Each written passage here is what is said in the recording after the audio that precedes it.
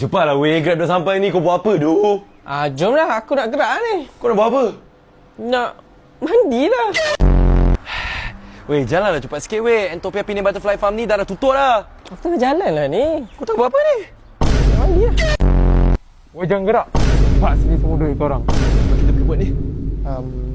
Aku mandi jap. Buat apa nak laju-laju? Tahu tak dengan annual pass RM40 ni, kita boleh masuk bila-bila masa saja, unlimited. RM40 je? Semua orang boleh masuk ke? Ya, semua orang yang menetap kat Penang, sewa, bekerja, student, tak kira lah. Tapi promo ni sampai 7 Mei je. Kalau macam tu, belanja lah RM40 tu. Boleh, tapi jap. Nak pergi mana ni? Nak mandi tak?